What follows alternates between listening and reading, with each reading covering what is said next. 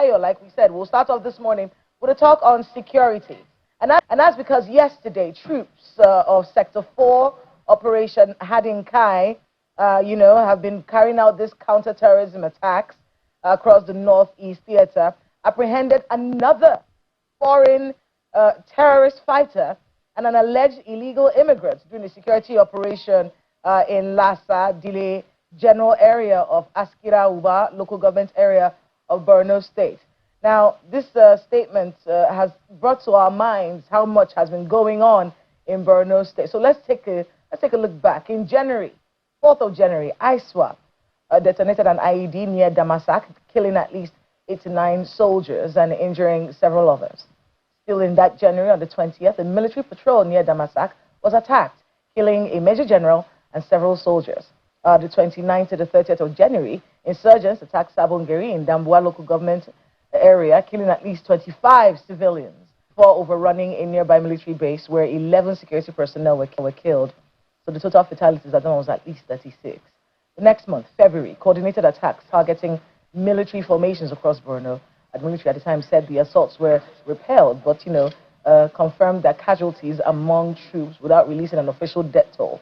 The next month, March, all in this year, airstrikes followed an attempted attack on a military base in Ngoshe, with the military reporting over 50 insurgents killed.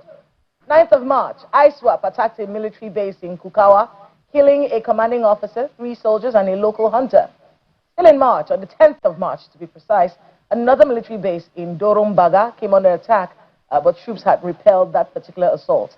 Still in March 13th, troops supported by the Nigerian Air Force repelled an attack on a military base in Banki. On the 16th of March, triple suicide bombings at the University of Maiduguri Teaching Hospital, Monday Market, and the post office killed at least 23 to 27 people and injured more than 100. Still in March, on the 18th, troops foiled an attack in Malam Fatori, killing at least 61 insurgents, according to the military. To round up March, between the 30th and the 31st, ISWAP executed 27 civilians near Mafa, and we're still going. In April, the 9th of April, ISWAP attacked the Beni Sheikh military base, killing a brigadier general and several soldiers. 13th of April, militants attacked troops in Mongono, killing a colonel and 6 soldiers. Then in May, although no major mass casualty attack dominated the month, security forces continued their counter-insurgency operations, and it has been a very interesting one. Then in June, armed men attacked Lassa Day Secondary School in Askira Uba during examinations, killing at least 1 teacher, abducted 36 students and staff. Several victims were later rescued. Others remain in captivity. Then this month, July, 7th of July, ISWAP also attacked the Logomani Forward Operating Base in Ngala local government area, killed 1 soldier before the troops repelled the assault and inflicted casualties on the attackers.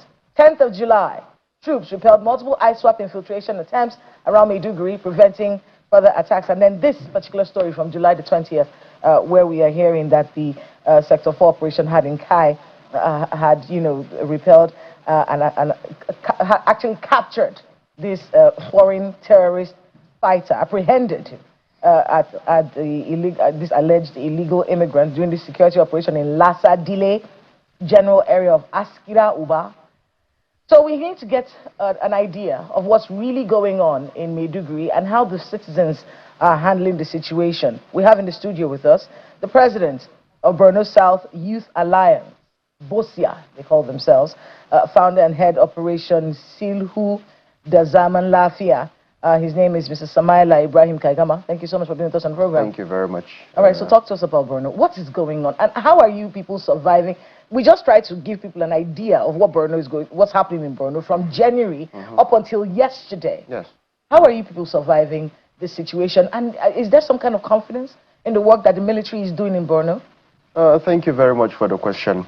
Actually, the whole thing is a bit complicated, I would say. Yeah. The military are doing everything they can. In fact, especially the ones in the forefront fighting, they are doing the best they can. If you see, it's been years since they've been fighting against terrorism, and all sorts of in Borno State and everything. I think without the military by now, that state would have been overrun. So I'd say they are doing a good job, but at the end of the tunnel of whatever they are doing, there is still a lot of political games being played. What do you mean by that? Yes, of course. You see some of these attacks, these are politically motivated attacks. Now let me put it very clear to Nigerians, because normally when I come on live or anywhere, they know what happens. I get to put out whatever. Now, you look at these attacks happening from the period they started. It started around the political, in fact, campaign period, preparations for elections and all that. Now, the women of the Goshe, that is the 460 women and children. They were what? They were, at a specific point, you see the media talking about they were rescued, they were this, they were that. We did the mediations. I spoke to those people. I put those people into a position whereby they had to make a demand. Because initially they had no plans of releasing those people. You spoke to the terrorists? Of course, I was the one who made all the process. The video you saw online, I was the one who directed them to get that video for us. Okay. You know, it took me around 2 to 3 weeks communicating with them until I got to the top, you know, end of wherever I was supposed to reach. We had those discussions. They agreed to make the video, proof of life. One thing Nigerians don't know, they made a first video. The first video was not good enough. I had to still tell them to make another, which kind of brought some, you know, and all that, but it was settled. At the end of the day, they made the second video and the world got to see. So now, when the whole process came to a specific point, when the mediations came to a point whereby monies were to be paid, let me quote and make it clear, ransoms was paid. Keep it aside, we know that. Yes, of course. Okay. Ransoms was paid in billions. How much? Around 5 billion was released. By who? Well, you want to call it the federal or state government, but ransoms were released. Now, those ransoms... Was it by the federal government or by the state government? You could put it as state government, federal government collaboration, because if there is a lot of outcry from the people, bring our people, bring our people, President Bola Ahmed Tinubu, sorry to say, I'm not a political supporter or anything of anybody, President Bola Ahmed Tinubu is innocent. In anything you see insecurity, state government are the ones orchestrating and making money out of this whole insecurity stuff. Now, when those monies was almost paid, as Senator Ali Dumit, I quote and I quote again, as Senator Ali Dumit, according to what they told me, and I have evidence to back that, they said there is a media person that calls himself a media person, a second mediator. He is them Senator Ali Dumit and government person. They told us to communicate with him. It is only through him that monies will be paid. Monies will not be paid through anybody because he is their in-house mediator. Do you get what I'm saying? If terrorists are able to tell you that there is an in-house mediator for government, that monies will be paid only through him, what happens next? I told them, look, go ahead, do the mediations with him, release our people, that is all I want. They said it is fine. Normally, we don't cross who we started with, but we will do it since you decide you are fine with it. They went ahead, they made the mediations, they received ransoms. Now, later, they complained to me that the ransom they received was 1.9 billion, whilst 5 billion was released. Where is the 3 billion 100 million, specifically? Who was the mediator sent in? They said it was a Senator Ali Dumit mediator. So where are the monies? I have been speaking about this for a long time. You don't see DSS bringing in, you know, okay, let's bring in these people. Let's see, let's investigate, let's get facts together. You don't see NSA saying anything. At a specific point, I try reaching Nuhu Ribadu. In every aspect, he says my call, he does not pick. Because at a specific time when the conversation started, I got his number through the same Senator Ali Dumit. But when mediations and all the process was on and set, monies was about to be paid, the conversation just cut all of a sudden. Then later, they now told me, because they tell me certain things. They told me, look, they sent in a different mediator. They said monies can only be paid through him. You know? So where are the rest of the money? So when we said literally state government is complicit, I don't know about federal, but I know of state. And presently, the children in Musa that were kidnapped, I started another mediation with ISWAP. One of their people now confirmed to me that the Borno state government said, are they in mediations with Borno South Youth Alliance or Bosia President or anything? If they are, they should not, you know, that they have who they would run their whole thing with and everything. All of a sudden, Borno State Government Commissioner at a forum played a video, a 9 seconds or is it 18 seconds video of the children being held by ISWAP. Where did he get the video? All of a sudden, Borno State Government don't do things like this. Now, because we came into a mediation and we're exposing certain facts about monies being paid to certain people, all of a sudden, they now start talking to some of these cells that don't talk to these people. At the end, you know, we have our own in-person. Now, we played something psychologically. We did that because we wanted to what? We wanted to trigger the state government to go in first before us, you know, which they later what? Bite to debate. And now you have a commissioner playing video of the people that were kidnapped. And we already said they are literally involved. They keep extorting the federal government, you know. Now Tinubu is there sitting, they bring problems to him. Our state, they've kidnapped, they've done this. What do they want? How do I solve this problem? They said they want 5 billion, they want this. What has the military done? The military has tried, but you know, they will kill and all that and everything. Then Tinubu goes like, okay, it's fine. What do we do? Let us solve this problem. Then he releases funds. State government gets her own. Some of the political powers in the state get her own. Then what? The terrorists get a cut of it. 5 billion. Imagine them getting 1.9 billion. This is something they told me, and we have everything evidently. There is nothing to hide here. And we are tired. That is why we are speaking out now. You said, I don't know. Yes. You said so many things. Yes. And I've just been listening to you. Beautiful. First of all, you've accused Ali Ndume of being the mediator with... He sent in, they sent in, the state government sent in, together with a mediator from Senator Ali Ndume. They confirmed it to us. Then you're also accusing the president of being complicit in the sense that he releases money. Hold on. Yes, go ahead.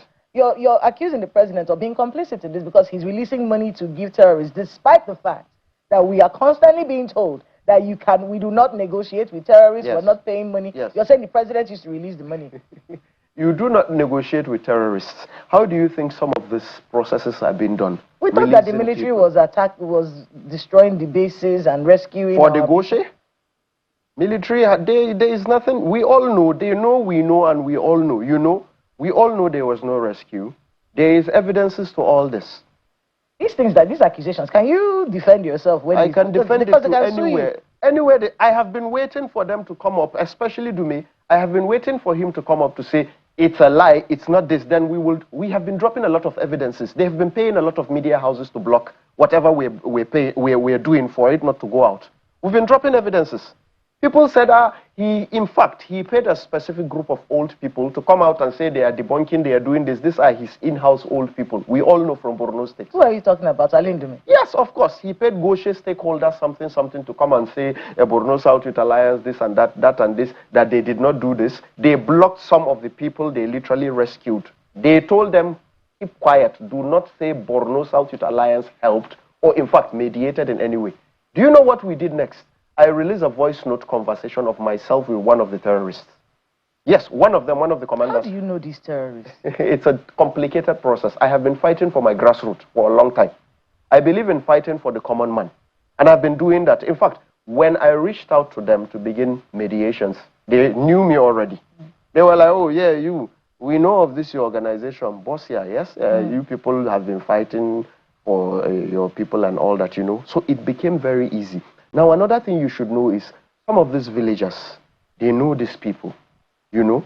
So if they trust you and they know this is somebody fighting for us, if there is a problem, they could get you whoever contact you want to get. Are these terrorists, are they part of the community or are they outsiders? Is this... They are part of the community. Some of them are outsiders. It's a mixed situation. Mixed situation. Yes, definitely. It's a mixed situation. So with that being said, you look at this. So when you say we are accusing, we are doing this and that, I did not accuse. The terrorists said it with their own lips, and I have everything to back it up. Samila. Yes. When you go to meet these terrorists, have you ever told them not to be terrorizing? There are specific things that you get to hear from some of them. Have you ever told them, leave our people alone? I do that, of course. Now let me ask you, did you see the Oyo people problem when it came? Do you know they executed somebody, they beheaded somebody? Yes, we watched Do you know at a specific time they lined up around 15 to 25 women and children? They video called me, they were about to slaughter them off. Because the government was not cooperating fast. They needed, let the money come in fast. What are they?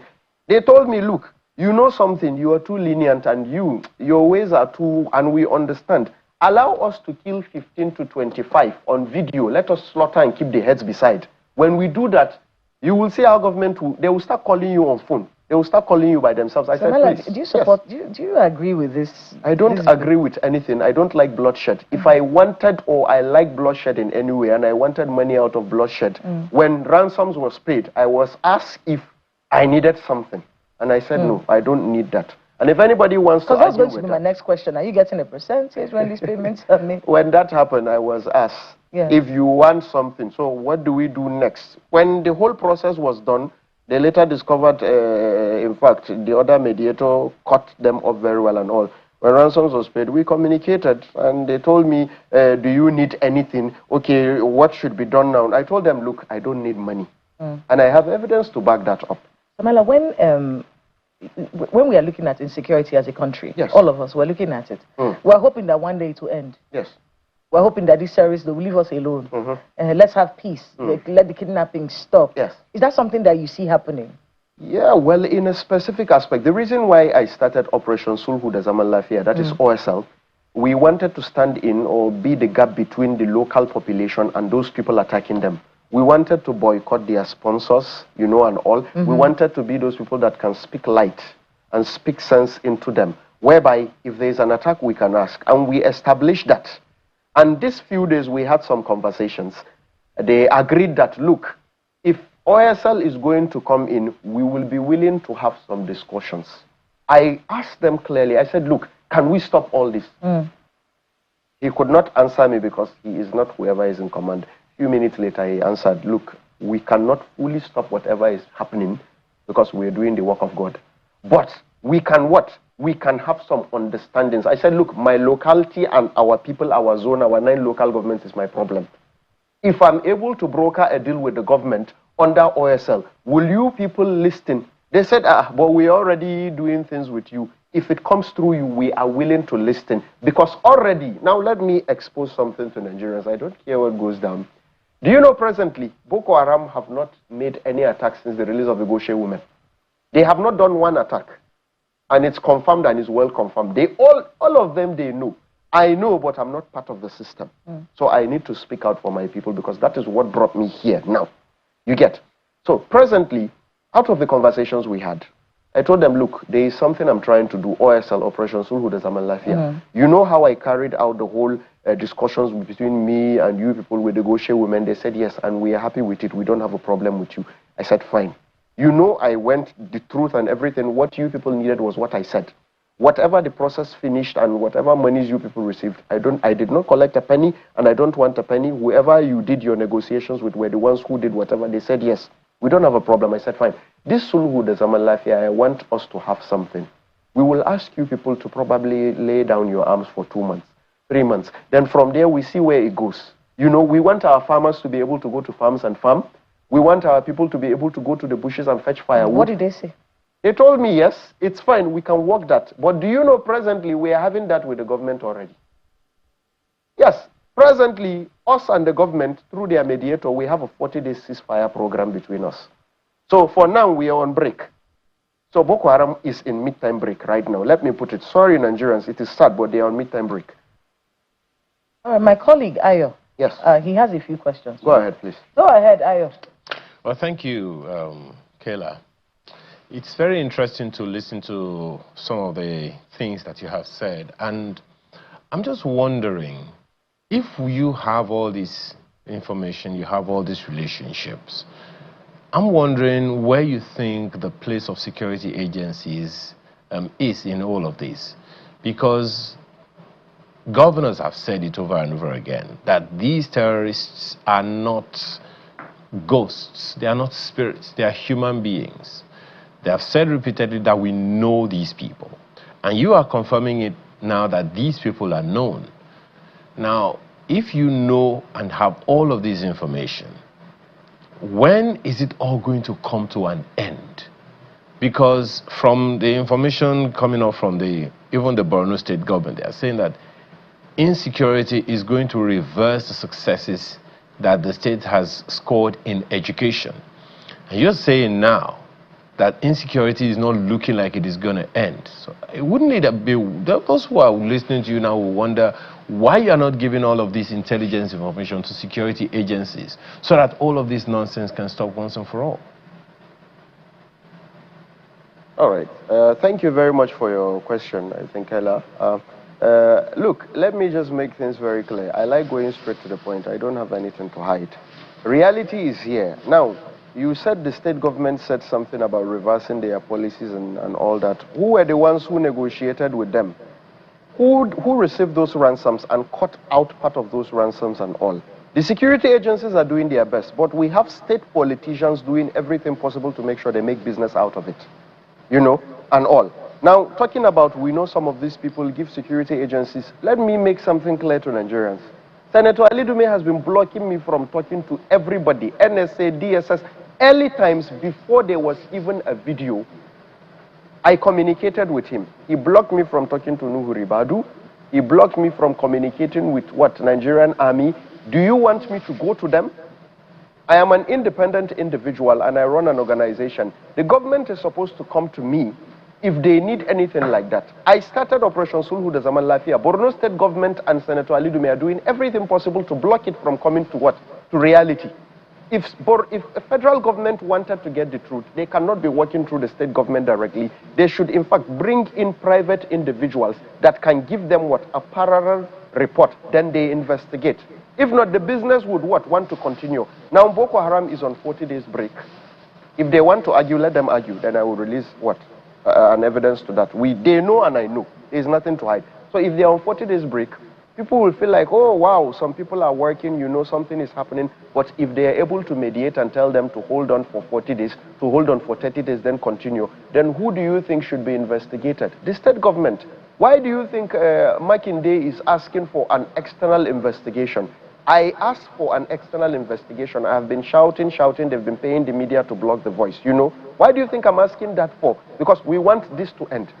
Why do you think I started OSL? Because I want this to end. Why do you think I come on live TV speaking this way when there are a lot of people that this would affect their businesses and they might want to come after you and all, which we don't care. We are ready for whatever, It's because we want this to end, my brother. We want some of these things to end. Then we want to communicate. We want to bring some things to the table. Okay. Guns have been used for a very long time. Bombs have been used for a very long time. We have seen where the process went.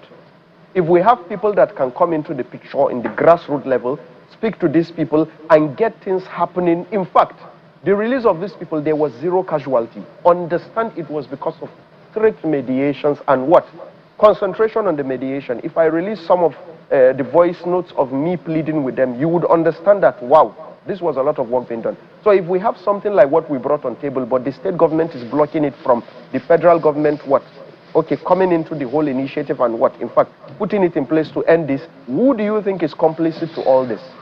It is not news, if you can hear me, sir. It is not news that Go ahead. The states, Nigeria has cooperated with civilians before. After all, there was a time in this country we had the Civilian Joint Task Force. So the intervention of civilians is well recorded in our history, documented in our history.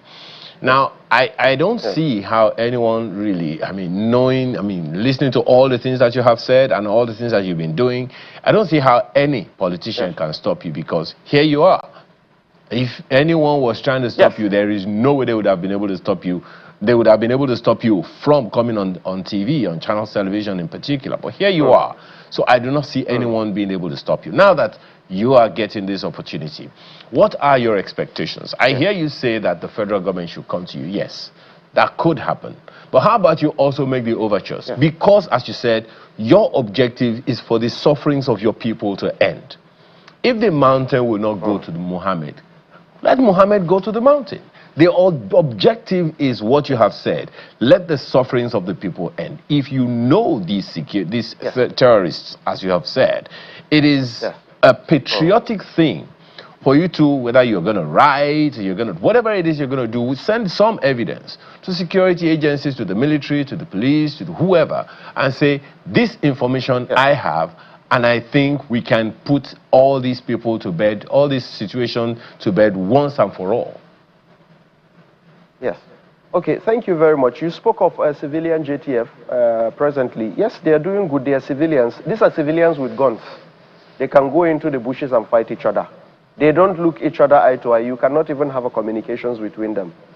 There was a specific situation whereby they had a fight between themselves and all. They just sent me a video randomly and I opened and I saw they beheaded some civilian JTFs. You see? So, do you see me having a gun now fighting? No, I don't have a gun. My weapon is my words and psychological understanding of my grassroots. And this is the reason why we feel the government needs to come into whatever we have in place. We were able to mediate for the release of the Goshe women. There was no casualty. The one in Oyo, there were casualties. We did something big. This is, in fact, quote unquote, the biggest, in fact, non-casualty release of any kidnapped victims or individuals in Africa, I would say. It's 300 plus that were released, you know, and all those things. So if you are telling me to go to the government, what if Mohammed being in the mountain has some people around it protecting it with gun? How do you go there? You can't go there. The government is large. The government is seeing me. They know what I'm doing. The security agencies know what I'm doing. They've seen it. In fact, they know it. So if they were to see, look, this guy has an OSL, and he says, okay, something like this can happen, why don't we go on a 3-month trial? Then we go on a 3-month trial, then we see where it goes. But because certain people know if we are to come into the picture, we are not going to favor anybody. We just want an end to this. So if you're complicit to that, we will work towards making sure, in fact, we submit your name in our report for the first month. This person, this person, this person, that person. Just as I spoke on TV now, this was what they told me. We are not lying. Okay, this person that, in fact, sent his own person to for the ransoms and all that, this was what they said, this was what they said and all. So, you know, we cannot go to the government when, normally when something from the state is coming, the state government will take it to the federal government. But when the state government is trying to block certain things, then understand there is something they are hiding. Now, the federal government is left to what? Set up its own panel of what? Private people that would investigate, private bodies and all. Something like what we have OSL, then we give them whatever they need. That is the reality. Okay. Well, I remember, and I would like you to speak to this and see what is possible today, not tomorrow, today. I've heard time and again that the chief of, the Minister of Defense, at the time that he was Chief of Defense Staff, saying, look, the military can only do as much. And you have also said that the military, the security agencies are doing their best. They're doing a lot of things, but they have their limitations. They need the support of not just the people, but that of the political class. And you are already speaking to what the political class can do. Now, you are a civilian, as you have said, and the security agencies are saying, we can't do this alone, we need the cooperation of civilians. How do you think you can come in to provide some of this support to security agencies now? Because the president already made it clear, this insecurity has to end. So if it is going to end, and you have said, you have vindicated the president in a number of ways, how would you want to support or encourage, assist in ensuring that all of this insecurity, fabricated insecurity, because that's essentially what you're saying, can be put to an end? How can you help security agencies with the relevant information that they need today? Thank you very much for this beautiful question. Look, myself, being the president of Borno South Youth Alliance, on also Operation Sulhu de Zaman Lafia, OSL, we are ready to what? To work with the government towards finding solutions to this. But what we would only demand from the government, that is federal government, we don't want the inclusion of state government in what we are doing. Because if we know certain secrets now, if we want to submit a report, they can block it.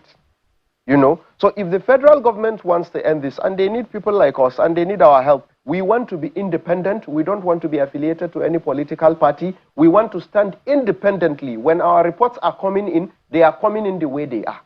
And when federal government releases their reports, definitely, we will also release our own to what? To tally them together to say, yes, originally this is the right report. If we bring in report on somebody, go ahead and do the investigation. Don't favor them because they are from what? A specific political party, or because they are what? They are a senator or commissioner at this or that and all that. Go ahead and do the investigations. We will provide you with everything you need. If the federal government is willing to do that, we are ready to have a sit down. Why not? We go ahead and save our people. We need that, definitely. Mr. Myla, you know the government would agree. Because there's a reason why state governments exist.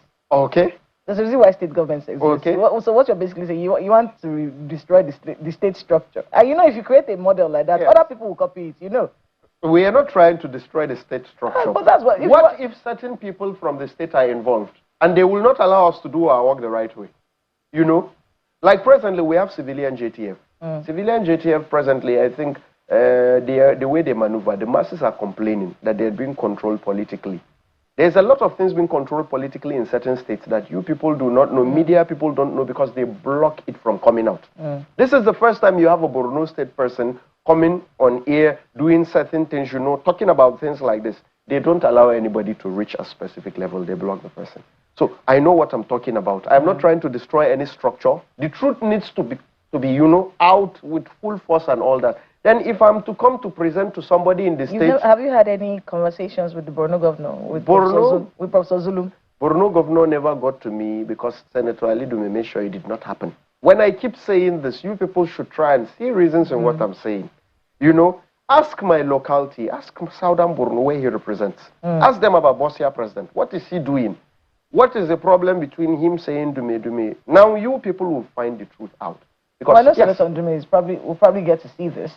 He should. If he sees the Arawa platforms, we'll make sure that he sees it. He has a right of reply to the things that you have said. He should see that, then reply. Then if it's necessary or if it needs to, it would come to that stage. We'll release whatever we have. We don't have anything to hide. Rather than coming out saying Tinubu this, Tinubu that, go and fix your local government. And now that we know complicity is involved in certain things, the president should do what is needed for our people, please. The attack that happened yesterday in Askira. Yes. The work that was done by our troops in Askira yesterday, because people have to understand, it's not every time that the terrorists win. This one was our troops. Yes. Did you know this Mr. Musa Afashi, the Sudanese that was arrested? Did you know him? I have seen the reports. Yeah. I do not know him. Okay. They said he is what? He is a suspect. So you cannot confirm 1,000% if he's a terrorist. He might be a business person there. Captain Goni says he's a terrorist. He's a terrorist. Okay, so fine. Maybe he's a terrorist. Probably he's somebody gathering information for them around the bushes area and they caught him. Okay. Because presently in that Askira Oba is a place where you can connect to Damboa. Damboa is where, what do they call them, ISWAP come in. Because of the mountains. All the attacks you see in Askira, it's been orchestrated by ISWAP, not Boko Haram. Okay. Yes. But they said they also arrested a Ghanaian woman. Yes. Mary Florence. Did you know her? Yeah, of course. I've seen the news and everything, but I don't know her personally. But maybe she might be a businesswoman, and all. That place is a place whereby it connects to a lot of places, so and all. But you seeing a Sudanese person, him looking that way and everything, there's definitely something to suspect. So definitely, maybe the troops are onto something on him. Yeah. There's some conversation that happened online. Some government officials alleging that there could be complicity with our troops when it comes to insecurity and this terrorism business, because that's what you described to me. Yes, of course. It's an economy. Yes, bigger. Do you find that in your conversations in the north? I think even the army have released certain pictures and videos of some of their people that were compromised, that were given information to, terrorists and all that. The army have arrested them directly or indirectly, so the army has confirmed itself. But another thing is, now let me put this clear, the attack in Musa, the attack in Lassa, this last one, these people came in dressed in forest guard outfits. They came in dressed as soldiers. Who? The terrorists came in dressed as forest guard. In forest guard uniform. Very clear, well neater than everything, checkpoints were open for them. They went in unopposed. One gunshot was not fired. One gunshot that the only gunshot that rang through the air was theirs when they entered to attack. The time they were supposed to enter, I think the army went for a patrol away or something, so majority were not there. So now when they came in dressed as forest guard. When they came in dressed as forest guard, they came in, they attacked, they divided themselves into two.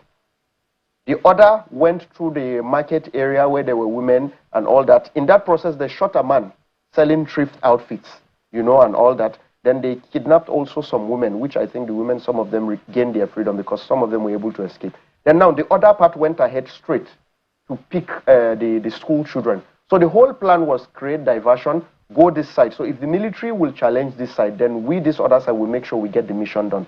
We pack those children, those school children, and we go with them and everything. So when you say there is complicity to all this and all that and everything, yes, it's clear and clear, Then my problem is now, politicians, if the Nigerian army can stand solid on them being a Nigerian army body, they don't hear about anybody. I can guarantee you people there will be end to insecurity. Because if a politician calls to say, can we say this or can we stage that, and there is billions coming to somebody, it would not happen that way.